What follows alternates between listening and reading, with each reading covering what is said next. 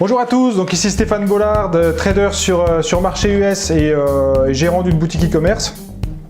Alors aujourd'hui j'avais envie de revenir rapidement sur mon évolution au niveau du trading. Alors pour ceux qui ont vu la première vidéo que j'ai faite, donc je disais qu'effectivement j'étais encore en compte démo sur les actions US et que j'avais en parallèle un petit compte sur DeGiro, et où je faisais un petit peu de swing trading en parallèle, voilà.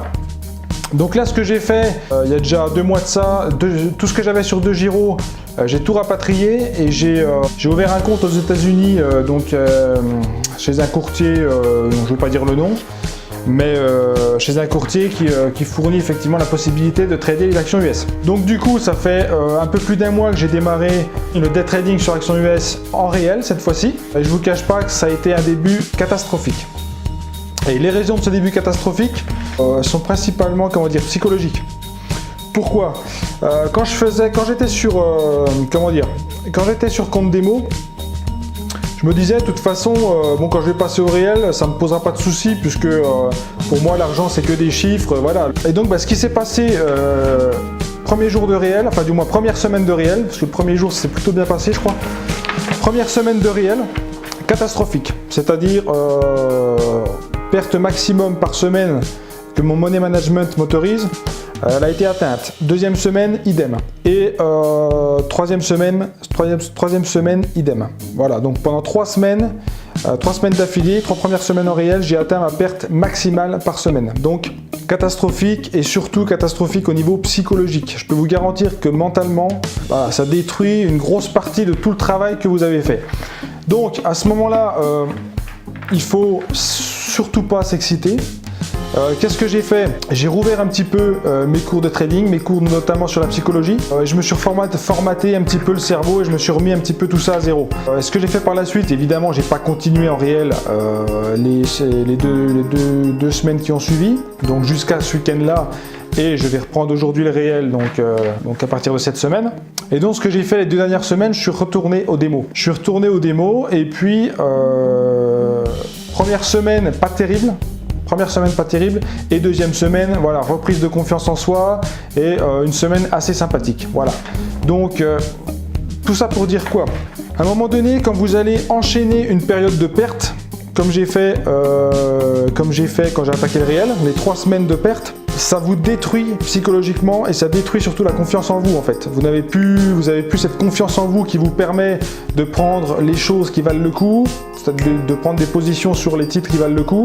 Vous allez complètement faire n'importe quoi. Pourquoi? Parce que vous allez vouloir rattraper votre perte et vous rentrez dans une spirale négative qui va vous faire, qui va au final vous massacrer si vous continuez comme ça. Pourquoi? Parce que vous allez faire sauter les verrous du money management qui permettent justement de maintenir votre capital.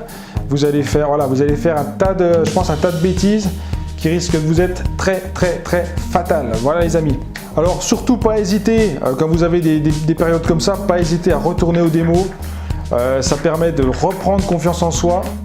Vraiment de reprendre, de se vraiment donner du boost, vraiment de se redonner de la motivation, donc de la confiance en soi. Et puis rattaquer tranquillement en réel et on va voir comment ça va se passer, mais ça devrait le faire, voilà. Tout ça pour dire qu'au final, le passage du démo au réel, c'est beaucoup plus compliqué que ça ne peut le paraître. Donc comme je vous dis, moi je pensais vraiment que c'était que j'allais juste gérer un chiffre, le même que j'avais en démo, et que j'allais faire le même. Non, au final c'est pas pareil. Parce que vous avez, je pense que c'est dans l'inconscient, vous savez que c'est une vraie somme. Vous faites une petite perte, notamment qu'il y a les commissions. Une chose qui est très importante, vous avez les commissions en réel que vous n'avez pas en démo, enfin en tout cas que moi que j'avais pas en démo, j'avais pas la simulation des commissions, donc je faisais que des résultats bruts au final. Et avec le réel, une fois que vous ajoutez vos commissions, ça fait tout de suite un petit peu plus mal. Pourquoi? Parce que quand vous allez gagner en net beaucoup moins. Après, ça dépend effectivement le capital que vous avez à la base. Moi, je commence avec un capital très modeste, donc les commissions se font sentir. Surtout que je risque vraiment un minimum, c'est-à-dire par trade. Je dois être à 0,1% de mon capital, donc Je commence avec un capital de 10 000 $. Hein. Donc 0,1%, je risque 10 $ par trade. Voilà. Quand vous faites un trade avec un payoff ratio de 1, avec un risk reward de 1, c'est-à-dire vous faites, en risquant 10 $, vous gagnez 10 $. Donc ça, c'est assez souvent que ça arrive. Bah voilà, là c'est divisé par 2 avec les commissions. Hein. C'est divisé par 2, enfin je veux dire divisé par 2. Pas divisé par 2, puisque en général sur ce genre de trade vous allez faire on va dire 2 prises de bénéfices, ça vous fera 3 et quelques dollars de commission, donc un peu moins de 7 $ net pour 10 $ de gain brut. Vous voyez ce que je veux dire? Donc automatiquement ça sur plusieurs trades, ça vous ampute vos gains assez massivement. Donc pour moi je pense que là je vais repartir donc en réel, et ce que je vais faire, c'est que je vais faire en sorte de ne pas regarder le net et de faire en sorte vraiment de manager. Alors j'ai tout, voilà, les tableurs Excel, tout ça, je vais vraiment me focaliser là-dessus et pas sur mon capital. Le capital, je vais le cacher, je vais cacher le chiffre du capital et je vais vraiment me concentrer sur la méthode, money management et voilà, c'est le principal. Pourquoi? Parce que là, effectivement, en risquant 0,1%, en risquant 10 $, c'est très visible les commissions. Mais le but c'est d'arriver à travailler avec 40-50 000 $, et donc à ce moment-là, même 0,1%, et bon, une fois que j'aurai 40-50 000 $, ce sera un peu plus avancé, puisque si j'arrive jusque là, c'est déjà que je serai bien meilleur. Donc effectivement le risque par position sera augmenté, c'est-à-dire que je risquerai plus 0,1%, mais peut-être 0,2% déjà sur 50 000 $, ça fait 100 $ par position, hein, donc c'est vite, voilà. Après c'est beaucoup moins, les commissions seront beaucoup moins perceptibles et beaucoup moins dérangeantes. Donc travaillez en brut, focalisez-vous sur la performance brute quand vous travaillez avec un petit capital.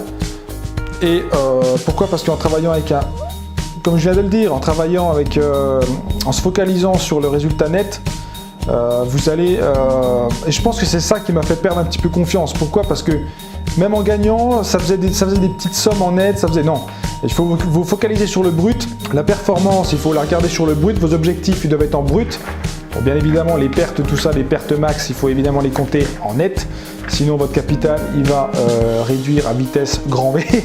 Et donc, vous allez exploser les verrous du money management. Voilà, focalisez-vous sur le brut en ce qui concerne la performance et vous verrez déjà que ce sera beaucoup plus simple et beaucoup moins pesant au niveau de votre évolution. Voilà, vraiment se concentrer donc sur la méthode, sur la stratégie et voilà, ne vous laissez pas distraire par les commissions et focalisez-vous sur la stratégie tout simplement. Donc voilà pour cette vidéo, n'hésitez pas à la liker, n'hésitez pas à la partager si vous avez des personnes de votre entourage qui vont se lancer bientôt dans le réel ou qui se sont lancés dans le réel et qui sont comme moi se fait relativement massacrer et ont un petit peu perdu confiance. Voilà, partagez-leur la vidéo, il faut repasser en démo, il faut reprendre confiance et surtout pas les amis, ne surtout pas arrêter. Si vraiment le trading c'est votre passion, il ne faut surtout pas arrêter. Ne baissez pas les bras, vous êtes à 2 doigts de réussir, je peux vous le garantir.